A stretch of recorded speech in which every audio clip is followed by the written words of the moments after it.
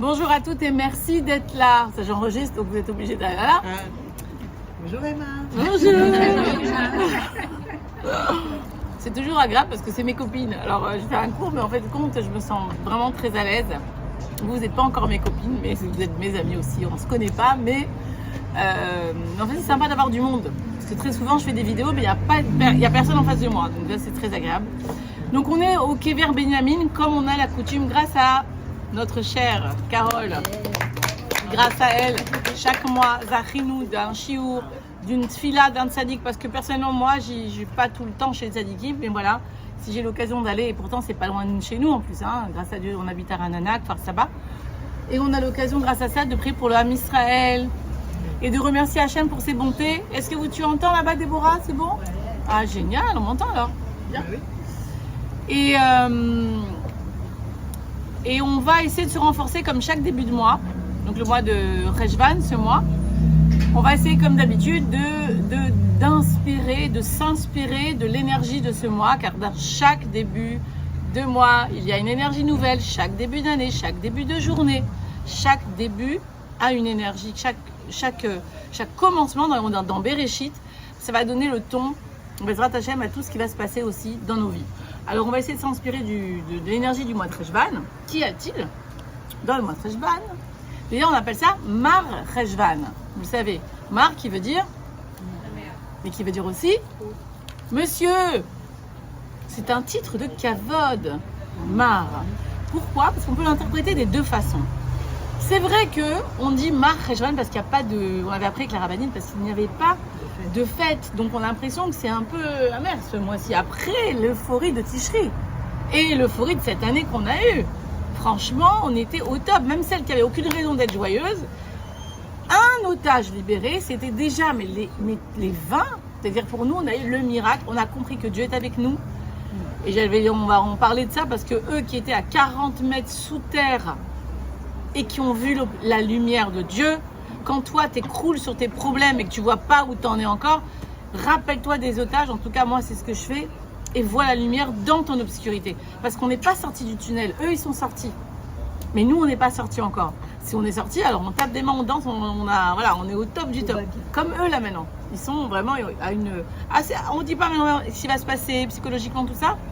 On fait confiance en Dieu. Que Dieu le bénisse. Ma mère, jusqu'à 120 ans, elle me disait toujours, ma fille, elle est très timide, elle me disait, maman, ma fille, je sais que Dieu, il nous aime tellement, il va leur mettre dans la tête quelque chose pour oublier ce qu'ils ont vécu. C'est sûr, ils peuvent pas les... Donc, je crois en ma maman qui me dit des choses vraies et je crois en ça, qu'ils vont oublier. Il y a des gens, ils ont été pris en main tout de suite, etc. Mais pour nous dire que nous, on n'oublie pas, on est là, on est rancune, on n'est pas bien, on est dans notre truc. On doit apprendre de ça. Hachem, c'est que des messages. Et c'est vrai qu'on dirait que c'est tous des tzadikim. Mais en fait, c'est leur partie de leur âme qui s'est réveillée là-bas. Comme toi, tu as cette partie-là qui doit se réveiller. Mais où? Dans le rocher, dans l'obscurité. C'est justement aussi le message ici qu'on va voir du mois de Rejvan. Donc une fois qu'on a pris toute cette lumière de Tishri, on est vraiment blindé de joie, en fait, de fête, on a été en famille, il y a eu plein de problèmes dans toutes les familles, celui-là il n'est pas venu, celui-là m'a fait la tête. Bon, on parle pas de ça, on parle d'une atmosphère générale. C'est à nous maintenant, au mois de Rejvan, de quoi? Aussi, Rejvan veut dire goutte. De faire tomber, comme va tomber la pluie, faire descendre cette lumière qui était là, vers le matériel, vers la réalité. Là, on redescend. Dans la matière. Attention, c'est pas qu'on descend parce qu'on est down, c'est parce que justement, c'est là qu'on va révéler la lumière. On a été, c'était amer pour nous de se séparer d'Hachem. Moi, je me rappelle, vraiment, à chaque fois qu'on raccompagne Hachem dans ses mondes, on a cet argacham, mais quoi? Mais c'est fini déjà, on le sentait tellement proche. Mais là, pour te dire, non, moi, je suis toujours là. Mais j'ai besoin que tu me fasses descendre vers toi. Et c'est à nous de jouer maintenant. Donc, on remonte les manches et on y va parce qu'on a du boulot. Donc, Mar Rejvan, donc on a dit que, pourquoi en fait, c'est un titre de Kavod aussi. Donc, Mar, parce qu'il n'y a pas de fête vraiment dans ce mois-là. Mais malgré tout, 11 Rejvan, la Iloula de Rachel Imanu, donc la naissance de Benjamin, son fils. Donc, Benjamin, il est complètement relié à Rejvan. C'est non seulement sa maman, oui, mais il est né le jour de la Iloula de sa maman. Donc en fait, c'est très relié au mois de Cheshvan. Donc il y a deux lumières là qui s'allument pour nous énormes dans ce mois. C'est pour nous dire, Hachem, il nous dit, attends, même quand tu as l'impression que c'est... Non, t'oublie pas, il y a ça. Pourquoi Benjamin, il est très important aussi? Pourquoi le mois de Cheshvan est appelé Mar, Cheshvan, donc monsieur? Parce que c'est dans ce mois-ci que Shlomo HaMelech a inauguré le Beth Amikdash. Il a été inauguré en Cheshvan. Et on sait que le Beth Amikdash a été construit sur les terrains de Benjamin. Donc en fait, il y a un rapport avec tout ça. Et tout est bizarrement entremêlé. Très très bizarre, comme on l'a dit, on a des messages des fois, on ne sait pas comment Dieu... Pour être entouré de personnes aujourd'hui qui m'apprennent un peu de savoir comment Dieu nous parle, comment en tout cas eux, ils voient Dieu dans chaque message, c'est incroyable. Nous, on est un peu, malheureusement, on n'est pas tous comme ça très réveillés à ça, mais Dieu nous parle à travers tous les événements de nos vies. Et si on pouvait seulement écouter et apprendre de ça, on n'en serait pas toujours là. Mais déjà, rien que de voir le remède de ce qui se passe maintenant dans ce mois-ci. Donc tout commence maintenant. Bereshit, tiens, c'est bizarre. Justement, c'est le commencement. Mais Bereshit, c'est pas tout à fait le commencement. C'est pour Réchit. C'est pas le sujet. Mais ça veut pas dire aussi que le commencement, ça veut dire bien d'autres choses. Bereshit, puisqu'il y a toute la Torah Kula qui est contenue, rien que comme disait le Rav Menaché, que dans le bête, il y a tout déjà. Rien que dans le bête de Bereshit. On peut pas tout comprendre. Enfin, il y en a qui l'expliqueraient, des kabbalistes évidemment, ou des grands tzadikim, donc Rachel et Binyamin, Rachel et Binyamin vont participer à faire descendre cette lumière ce mois-ci. Donc il va y avoir des iloulotes, etc. Je vous conseille d'y aller. Et on va voir pourquoi. Vous savez qu'il y a une ségoula d'abord.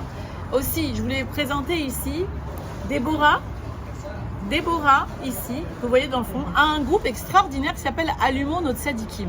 Moi, je suis dans ce groupe depuis maintenant plusieurs années. Je connais toutes les iloulotes, qu'est-ce qu'il faut faire. Il y a des conseils incroyables. Elle vraiment fait un travail assidu qui donne envie d'allumer les tzadikim. Donc moi, si vous voulez toutes, vous êtes en contact, je vous donne le lien pour s'inscrire. Et d'ailleurs, ils ont commencé la ségoula de Rachel Imanou. Voilà, il y en a qui la commencent à la Iloula. Ah, ça a déjà commencé? Non. C'est samedi soir. On m'a dit le premier. Moi. Ah ouais. Elle a fait en reverse en fait. Donc Baruch Hashem. Et donc au début de la Iloula aussi, on va sur le groupe, elle nous explique à chaque fois qu'est-ce qu'il faut dire. Et puis elle nous fait des reminders, n'oublie pas aujourd'hui de dire, c'est très bien pour les comme moi qui n'ont plus trop de mémoire, donc c'est très bien. Et ah ouais, elles sont deux.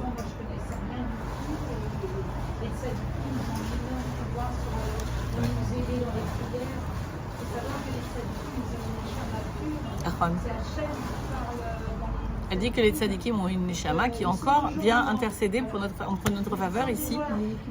Et elle l'a vécu personnellement.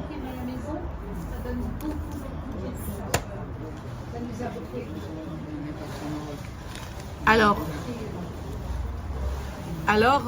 merci beaucoup. Je voulais aussi dire aussi que cette Séouda est offerte par ici, notre charmante jeune femme qui est là à côté de nous, qui nous offre ça pour une Séouda Todaya.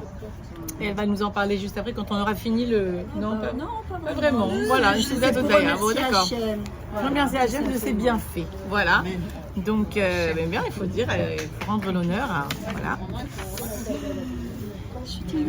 Alors, qu'est-ce qu'on peut dire de... Alors, qu'est-ce qui va se passer maintenant? Je vous ai parlé un petit peu de Rejvan, je vais vous parler un peu de Rachel aussi, bien sûr, puisque ça va être sa Iloula. Et vous savez que c'est la seule matriarche, celle qui connaît le Rav Pinto. Je me moque. Chas v'shalom. Je parle vraiment que du bien de lui, c'est mon Rav, et je l'admire. Et grâce à lui, je fais tu vois tous les jours et je me remercie à Rav Pinto de Raphaël Pinto.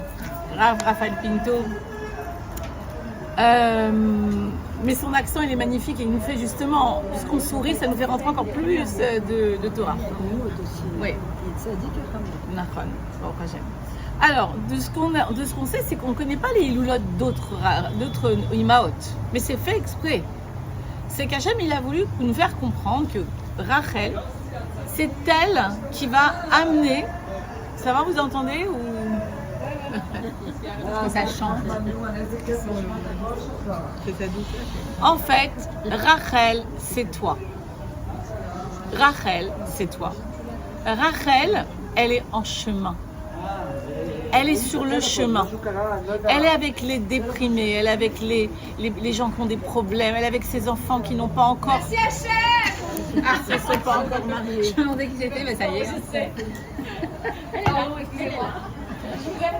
Avec les personnes qui sont pas encore, qui n'ont pas encore fini de faire leur deuil. Elle est avec tous ces enfants qui sont en souffrance.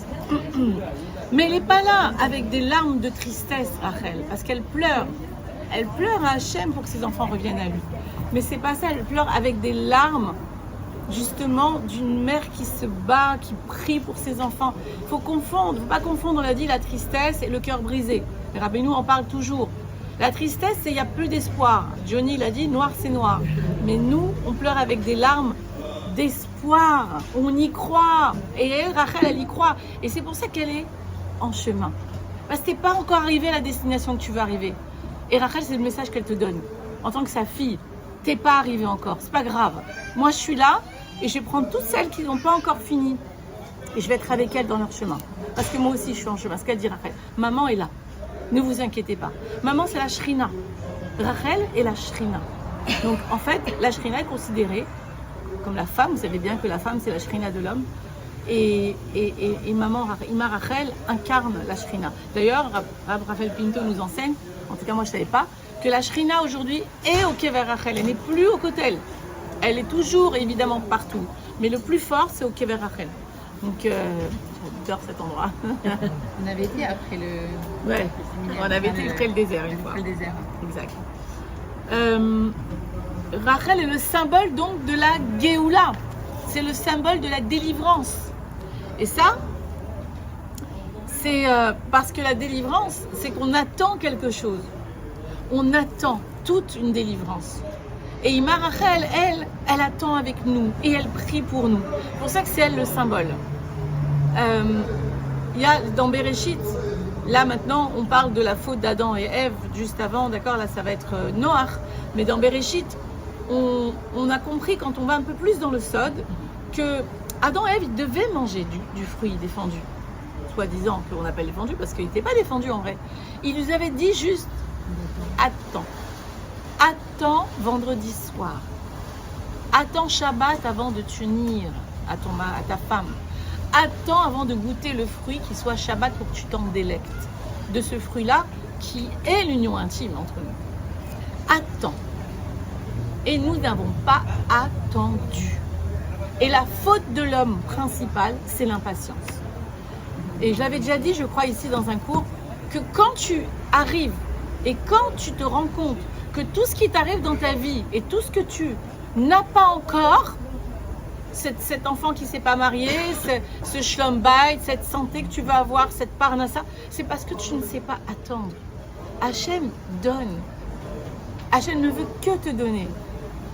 Ah, ben il y a des gens qui sont partis et ils n'ont pas eu... Il y a des comptes de Dieu qu'on ne comprend pas, mais certainement que s'ils avaient attendu, comme on a dit, attendu, c'est pas avec la rasra, c'est pas avec le stress, c'est avec la certitude que tu vas avoir ta Yeshua. Et Rachel, Ima Rachel est là pour te le rappeler. Je te lâche pas, moi. Elle nous dit, je suis là avec toi, je suis sur le chemin, je te lâcherai pas. Donc en fait, si tu es vraiment main dans la main avec Ima Rachel et que tu ressens vraiment que nos Imaot, elles jouent ce rôle encore aujourd'hui, parce qu'on est tout un peu de Rachel. On a toute Rachel aussi en nous. On est aussi des mamans qui disent à nos enfants, t'inquiète, tu vas grandir, je vais être avec toi, etc. On a ça en nous, on a ça dans notre transgénérationnel aussi, mais elle est là avec nous malgré tout, parce que un tzaddik de sa mort est beaucoup plus impactant que quand il est vivant. Ça, on le sait. Aussi beaucoup de Rabbeinu qui nous l'a dit, ça aussi clairement dans l'écoute morale. Donc en fait, ne désespère pas de ta Yeshua. Et ça, c'est Ima Rachel. Pour ça, elle te demande, en fait, c'est quoi exactement, pourquoi Rachel on en parle tant? Pourquoi on parle tant de tout ça, de toutes ces femmes-là? Parce qu'elle nous donnait l'exemple. Il faut prendre exemple. Qu'est-ce qu'on prend exemple de Rachel? Déjà, On prend exemple de Rachel. C'est pas facile, hein, parce que c'était une grande sadika. Ben, déjà, de ça, moi je dirais de son silence. De ne pas parler, de ne pas tout dire. D'être snoua. Attention, son silence venait de cette sniout. D'ailleurs, il est dit de Rachel, je vais dire Rachel la classe, elle n'a pas dit, elle n'a pas, il a Gilta les simanim à sa sœur. Elle n'a pas dévoilé, c'est pas écrit crûment, comme un manque de tsniout. C'est marqué masra. Elle lui a transféré, elle lui a donné, mais d'une façon plus subtile. Elle n'a pas été gasse, elle n'a pas été vulgaire, elle n'a pas été. Dans je dis vulgaire, c'est comme tout le monde. Elle a été noble. Elle est noble dans sa façon de se comporter. Donc, quand on dit quelque chose, on peut le dire avec noblesse aussi. Et toute la réparation, en plus, même de Binyamin, il a pris d'elle cette shtika qu'elle a eue. Binyamin aussi, il savait très bien que Yosef était vendu. Il n'a jamais rien dit, il a pris de sa mère. Elle savait aussi. Elle devait dire, elle savait que c'était pas elle, Léa, qui devait être la première femme de la maison. Mais nous, qui faisons des cours d'estime de soi, etc., voilà un exemple de Rachel. Rachel, elle a été aimée. Elle a été aimée par ses parents, par Lavan. C'était pas une enfant mal aimée. Elle était bien nourrie, on s'occupait d'elle, elle se sentait qu'on l'aimait. Elle savait que Yaakov l'aimait. Elle aimait Yaakov. Mais tellement elle avait d'estime d'elle-même qu'elle n'avait pas besoin de dire c'est moi la première. C'est pas grave ma soeur, prends ma place. Ça n'empêche pas que moi je me sens bien en moi. Dans sa maison, ça devait être elle la première femme de la maison. Elle n'a pas été. Mais elle l'était vraiment. Mais elle n'avait pas besoin de le dire parce qu'elle savait sa place. Quand tu connais ta place, tu n'as pas besoin de le faire voir à tout le monde. Tu es. C'est tout. Tu n'as pas besoin de faire. D'ailleurs, nous sommes tous des êtres. On n'a pas besoin de faire. On a juste besoin d'être. Et tout l'enjeu de la vie, ça va être d'être et d'exister. Et elle a vraiment existé. Même si son existence n'était pas aussi longue qu'on l'aurait voulu. Parce qu'elle a quand même... Elle est morte en couche de Binyamin. Mais pas vraiment. Attention, il ne faut pas dire qu'elle est morte en couche. Quelqu'un qui meurt en couche, c'est qu'elle n'a pas fait les 3 mitzvot. Adlakat Nerot, Afrashat Chala et Nida. Attention. Il y a un risque quand quelqu'un ne fait pas ça de mourir en couche, effectivement. Non, elle est morte un peu juste après.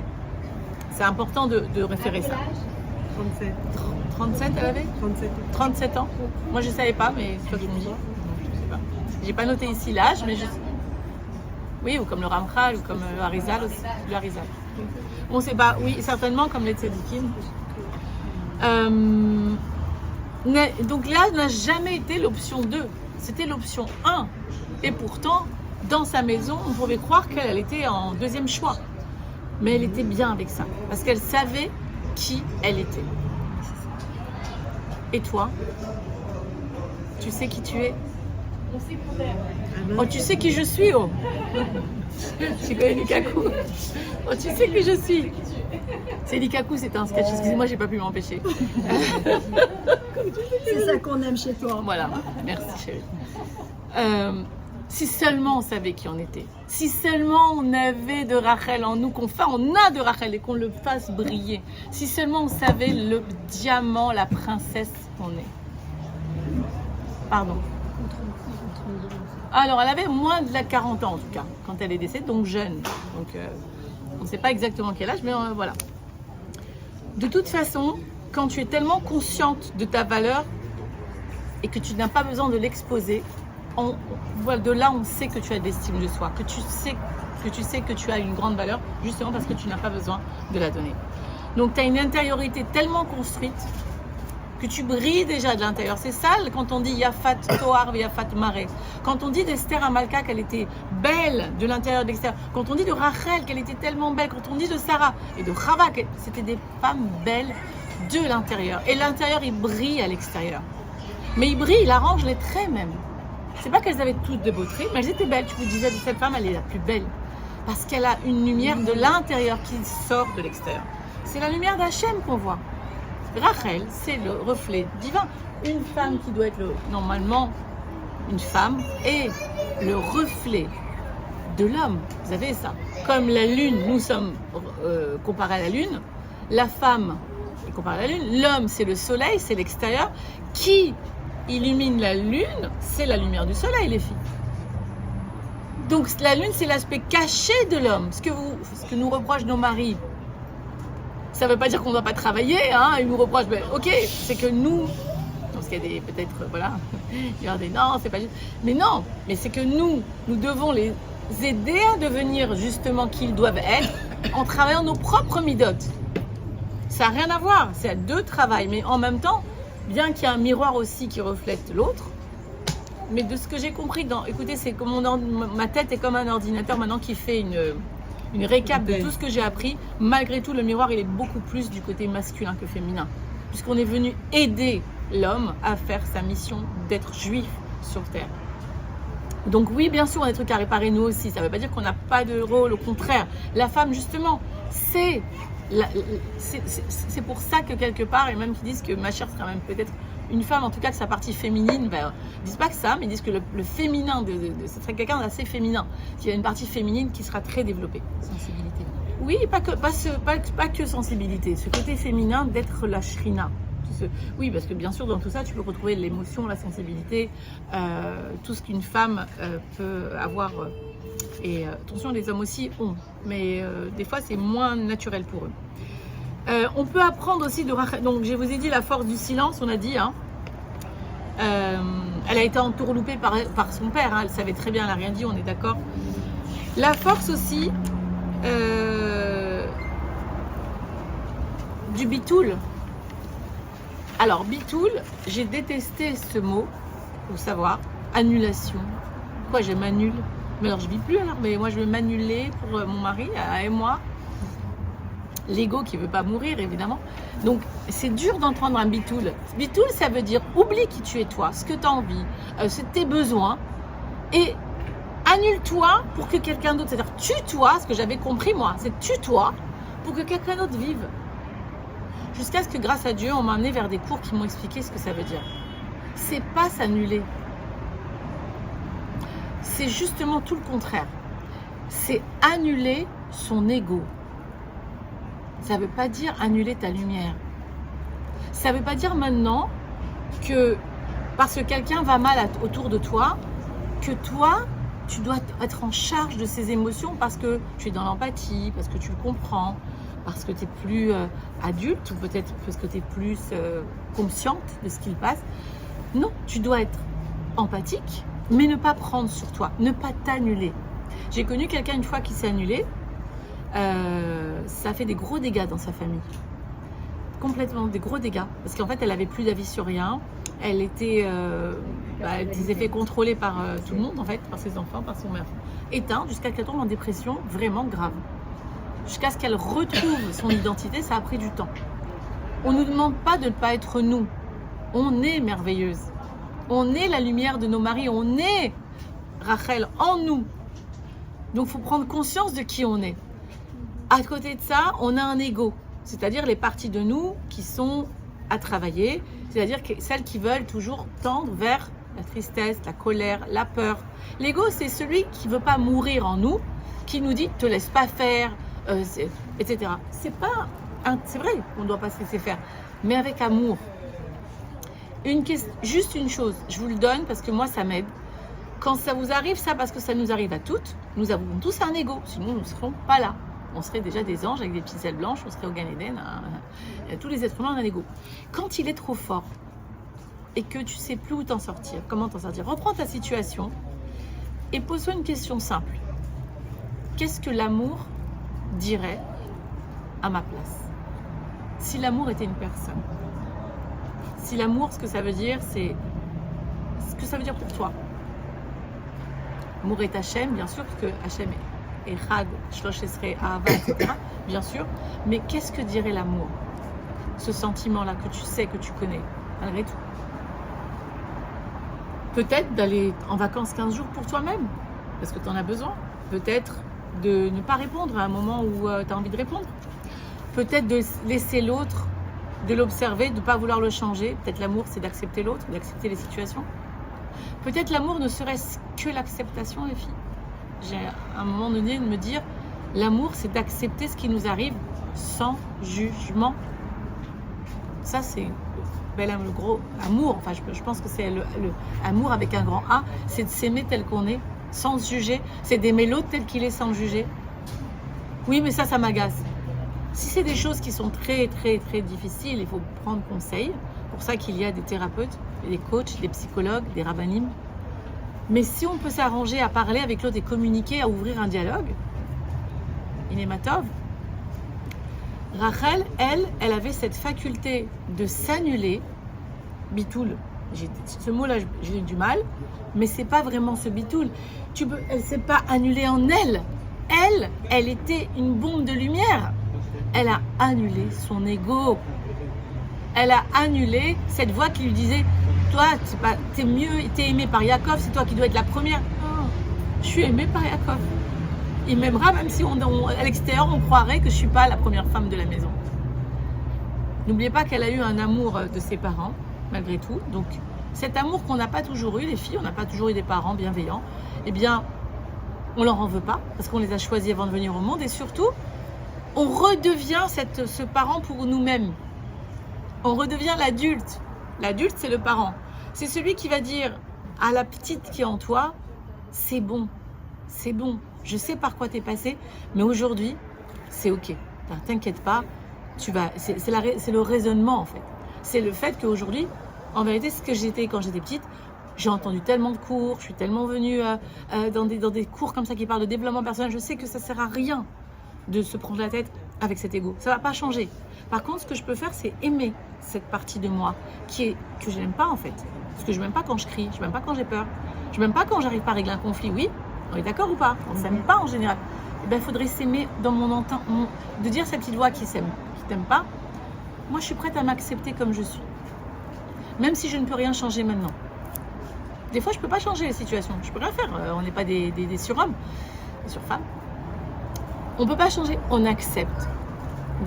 La Gemara nous dit toujours, je répéterai cette phrase et grâce au Rav Pinto qui me l'a mis bien en tête, Sama de Isure Kiboulé.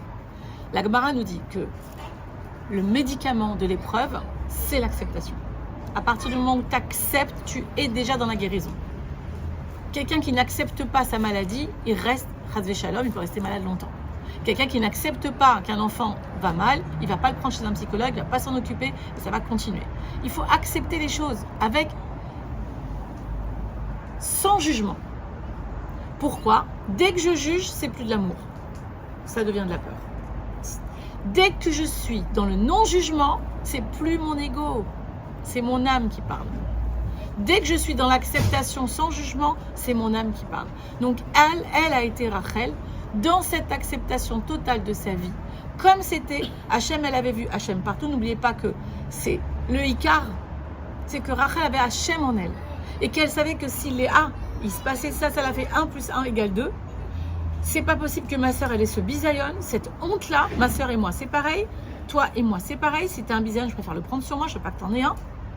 Et donc, elle a pris sur elle, dans sa grandeur, pour ne pas que l'autre souffre. Mais si seulement chacune d'entre nous pouvait prendre un petit truc pour pas que ta copine elle souffre à côté de toi, une petite chose. On est des Rachel de notre époque parce que à l'époque, on n'était pas pollué, on n'avait pas ces problèmes-là. Mais toi, déjà, si tu fais un petit truc pour que l'autre il soit bien, qu'il soit content dans sa vie, même si ça te prend un petit peu d'effort. Elle a renoncé à être la première, à passer la première sous le dé nuptial. Elle savait qu'elle allait se marier avec lui. C'était ce qu'il lui avait promis. Elle savait que c'était un tzaddik, qu'il avait qu'une parole. Et elle n'a pas voulu faire honte à sa sœur. Je ne sais pas combien de personnes aujourd'hui seraient capables de faire ça. Mais ce que je sais, c'est que Rachel, elle est en nous. Et qu'on est capable nous-mêmes de faire des petits gestes comme ça qui vont amener l'autre à ne pas avoir honte, à ne pas avoir faim, à ne pas avoir peur des fois, ou à l'entendre, à l'écouter, aller voir une vieille personne qui est toute seule. On peut faire ça tout. On le fait. Grâce à Dieu. Grâce à Dieu, on est entouré de personnes magnifiques. Mais je parle surtout avec nos conjoints, parce que c'est le plus dur, et avec nos enfants. Déjà, avec ce qui se passe autour de nous. On va essayer de faire un petit effort, c'est moins de faire descendre la lumière par rapport à ça, pour prendre de Rachel, on dit, même en souvenir de Rachel Imanou, en fait, de son srout qu'elle nous a donné, de faire cette shtika, de faire taire cet ego en toi pour pouvoir laisser l'autre un peu briller, un peu plus. Ça veut pas dire dans tous les domaines de ta vie, tu vas pas réussir, tu vas pas devenir tzadika, on n'est pas des tzadkaniotes, ou c'est Dieu qui jugera ça. Tout dépend de ce qu'il y a dans ton cœur.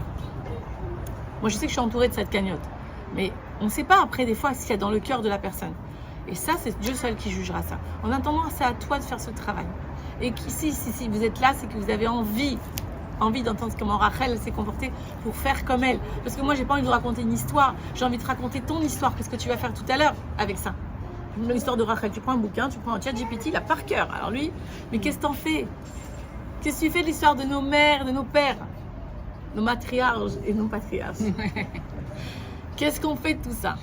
On prend ça en nous. Besrout à Imaot, Besrout à Avot Shelanu, qu'on peut arriver, amen, à leur niveau, amen, qu'on puisse arriver déjà à leur cheville, amen. Mais déjà d'y aller. Hachem, il n'attend pas que tu deviennes Rachel Emmanuel, il attend que tu as envie d'être. Il attend que ça, il n'attend pas maintenant que tu sois. Où est ton ratson? Où est ton envie? C'est de regarder encore ce qui se passe sur en faisant le mouvement comme ça. On est tous des addicts, hein, moi aussi je suis une vraie addict de ça maintenant. Ou bien de faire vraiment, voilà, de dire où est-ce que j'en suis là maintenant? Qu'est-ce que je vais faire maintenant? Viens, je fais une action qui va faire que je vais développer un ratson un peu plus fort, de faire venir la shrina, la présence divine, en moi. Donc, une fois que j'ai radis, je donne à ma famille, aux autres. Mais comme j'aime dire, j'ai un slogan dans mes cours qui dit « Quand je change, le monde change », parce qu'à partir du moment où moi je change, tout le monde change. Tout le monde. Je suis le pilier, Aolam, Nivra et Larak Bishvili. Chacun doit penser ça. Quand tu changes dans ta maison, tout le monde change. Ton enfant aussi, il prend de toi, il va donner à sa copine, il va donner à sa mère, etc. On a l'impression que c'est trop grand, trop... On a l'impression, on est d'accord, quand on dit ça, comment on va changer le monde? Parce que c'est tellement dur déjà de changer une petite chose. Ben, moi, je me rappelle juste comment on peut sortir de 40 mètres sous la terre, vivant, en dansant, sans air, taïch, sans vraiment manger. Ils attendaient de l'eau qui venait de temps en temps ou du pain. Sans savoir qui était à côté, c'était dans le noir total, Rocher Mitzrayim. Pour certains, hein, c'est pas tous qui ont été là-bas, mais je ne sais plus lequel, mais 2 là-bas, au moins. Comment lui, Omer, voilà, comment lui, là-bas, il a vu la lumière. Donc à nous de rallumer cette lumière qui est là, parce que sa lumière, et c'est lui la lumière en fait. Lui, Omer n'a pas compris que c'est lui la lumière. Il s'est juste connecté avec ça, mais c'était lui qui avait la lumière en lui. Donc en fait, je me connecte à ce que je suis. Rappelle-toi toujours, tu attires ce que tu es. Quand tu es la lumière, tu vas attirer la lumière. Et là, en fait, dans ces tunnels-là, dans l'obscurité dans lequel tu es, dans le tunnel dans lequel tu es aujourd'hui, tu peux attirer la lumière si tu te rebranches grâce à Rachel, au srout de Rachel. Ah non. Taïch, ça veut dire c'est la vérité. Au srout de Rachel, de se rebrancher à cette petite parcelle en toi qui est extraordinaire, de merveille, de puissance, de beauté, de joie, d'amour.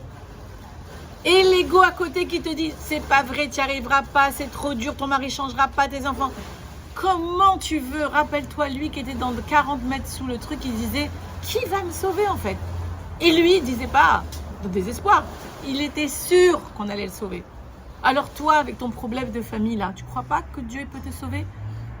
Si le Yenouka il fait des miracles avec des gens qui étaient mais perdus, mais morts, déclarés morts à l'hôpital.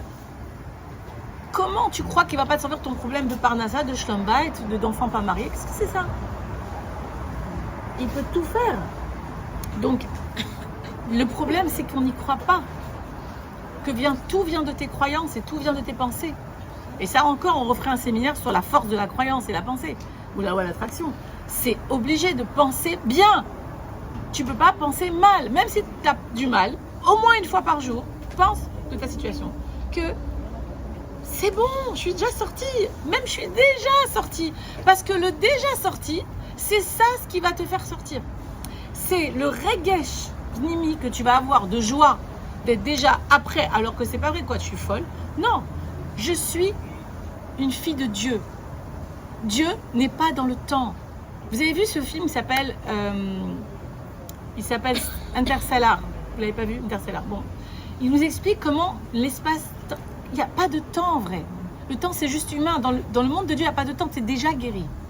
Tu es déjà la Yeshua. Attends, sois patiente. On n'a pas de patience.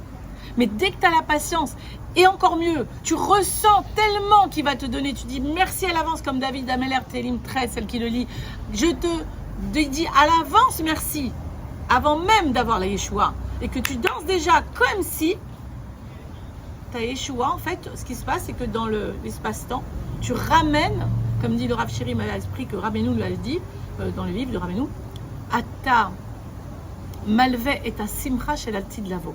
Tu empruntes la joie au futur. Ton futur, il va être dans la joie, mais t'es en train il n'y a plus d'espace-temps. Tu amènes le futur vers toi. Aujourd'hui, tu es joyeuse. Mais attends, c'est pas là. La réalité nous montre que Hachem, il a une autre réalité. Hachem, il veut me donner ma Yeshua. Et Rachel, elle est là pour te dire, Yabeti, je suis là avec toi. Je suis sur le chemin avec toi. Tant que tu n'as pas de Yeshua, je prierai pour toi. Elle dit comme ça. Hein? Elle dit comme ça. C'était une Tunisienne, oui. J'en suis sûre. Ma fille. Nous, on est tous ses filles parce que la Neshama, c'est la fille. On est toutes avec elle. Et Bezrat Hashem, Besrout, Rachel Imanu, Besrout Binyamin, Ben Yaakov et Rachel, qu'on voit toutes ces lumières descendre. Parce que vous savez, il y a un grand sadique qui a dit, Bezrat Hashem, on ne fait pas le premier. Hanouka devrait être un mois de merveille. Amen.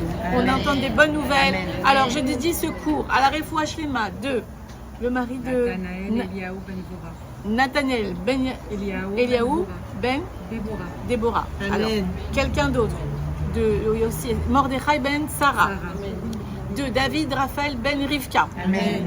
et Mordechai de Ben Sultan. Mordechai Ben Sultana. Amen. Dites Amen. Amen. Amen. Nathalie Bat Sylvie. Amen. Amen. Alors, je coupe là. Bon, je ne sais pas que c'est trop long pour pouvoir vous l'envoyer. Il ne faut pas que ce soit trop long. Merci d'avoir suivi. À bientôt.